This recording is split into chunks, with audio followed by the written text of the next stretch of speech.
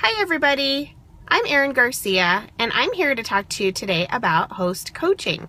I am very passionate about host coaching and I'll tell you why. It is the insurance for your business. Haven't we all heard that?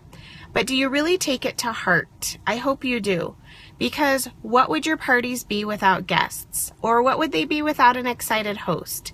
All of those things happen because of your host coaching, all right? So first of all, host coaching needs to start the moment the party is scheduled. I schedule most of my parties at parties, so that means having packets ready, taking a moment to explain to each new host my expectations and a timeline and all the little minor details that you want to tell them in person, face to face, so that you know that they're hearing them, okay? The next thing I like to do in host coaching is send a thank you note in the mail the very next day after that party is booked. It's a great connector. It helps you connect with your host, especially if you just met her the weekend before.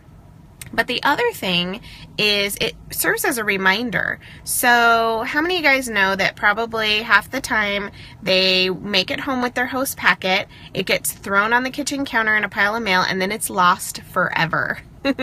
So what I like to do is I include an additional copy of my guest list and tips for the party. Same exact thing that I put in the host packet, but I include another copy of this because I know that most of the time the host packet is already lost by the time they get my thank you note. Okay, so that's one of my big tips. I'm obviously not going to go through every step of host coaching, but other than the thank you note, the other most important thing that I am passionate about is getting a guest list from my hosts. Now I realize that not everybody here does that, and that's okay.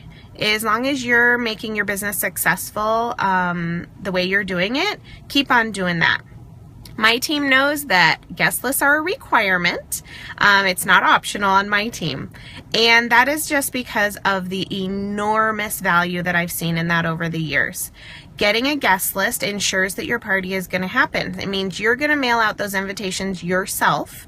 So you're not printing out a pile of, 30 invitations, giving them to your host, and then she's handing out 5 the day before the party. Okay, I give my hosts a due date for their guest list, and they send me their guest list, and then I mail out their invitations as a service to them. It does incur you a little bit of cost on the front side, but your party is going to be so much better, so much more profitable for you and your host that it's well worth that upfront expense. Okay, so if you're not already doing guest lists with mailing your own invitations for your hosts, and you're struggling a little bit with attendance, I highly recommend you try asking for a guest list on your next 2 to 3 parties and just see what kind of difference you find.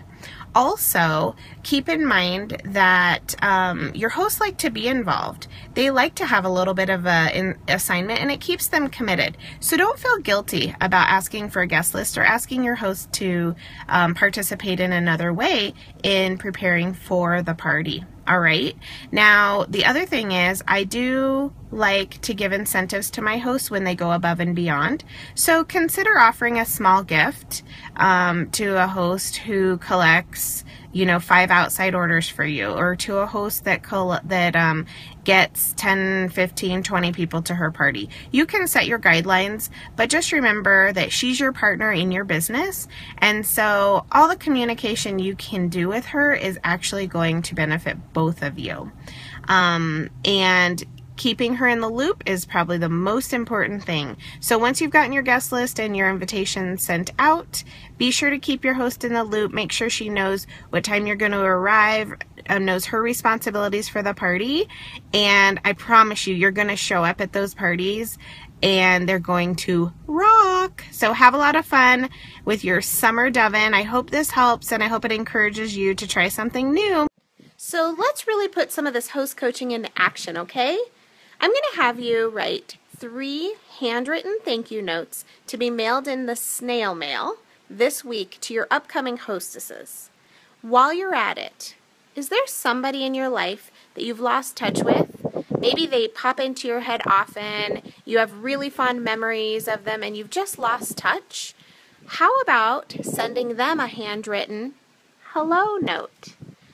how would that make them feel? I think that it would really brighten their day, and it would be an amazing random act of kindness. Hey, as long as you're handwriting some cards and having to take them to the post office or drop them in your mailbox anyways, let's do something nice for someone else and bring a smile to their face. Have a great week.